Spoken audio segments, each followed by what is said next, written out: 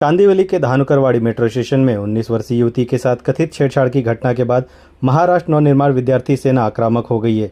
मनसे का आरोप है कि मेट्रो स्टेशन परिसर में कई स्थानों पर सीसीटीवी कैमरे लगे हुए हैं, लेकिन लिफ्ट और सीढ़ियों के आसपास कैमरे नहीं होने की वजह से ऐसी घटना सामने आई है।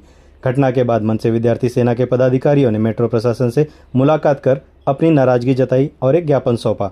ज्ञापन में मांग की गई लिफ्ट के अंदर और आसपास तत्काल सीसीटीवी कैमरे लगाए जाएं, लिफ्ट और सीढ़ियों के पास सुरक्षा गार्ड तैनात किए जाए, महिलाओं की सुरक्षा के लिए अतिरिक्त सुरक्षा व्यवस्था की जाए तथा अंधेरे स्थानों पर पर्याप्त प्रकाश व्यवस्था उपलब्ध कराई जाए। मनसे विद्यार्थी सेना के महाराष्ट्र प्रदेश उपाध्यक्ष विनायक राउत ने चेतावनी देते हुए कहा कि यदि अगले 15 दिनों के भीतर इन मांगों को पूरा नहीं किया गया तो मनसे अपने अंदाज में आंदोलन छेड़ेगी और इसकी पूरी जिम्मेदारी मेट्रो प्रशासन की होगी। फिलहाल इस घटना ने एक बार फिर सार्वजनिक परिवहन में महिलाओं की सुरक्षा और सुरक्षा व्यवस्थाओं को लेकर कई सवाल खड़े कर दिए हैं।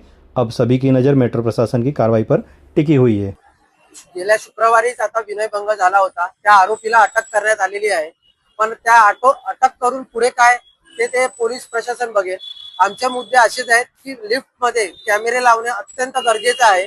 त्यानुसार आम्ही त्यांना मागणी केलेली आहे। पत्राद्वारे 6 मागण्या केल्या आहेत। त्यामध्ये लिफ्ट मध्ये पहिला आहे तर लिफ्ट मध्ये कॅमेरा लावणे, आपत्कालीन नंबर देणे आणि सिस्टम मध्ये आपल्या लिफ्ट मध्ये एक बटन प्रेस करणे, जेणेकरून तात्काळ त्या रूमला वॉर्ड रूमला कळेल तर तिकडे लगेच सिक्युरिटी गार्ड पोहोचून तो तिकडे प्रकरण थांबेल।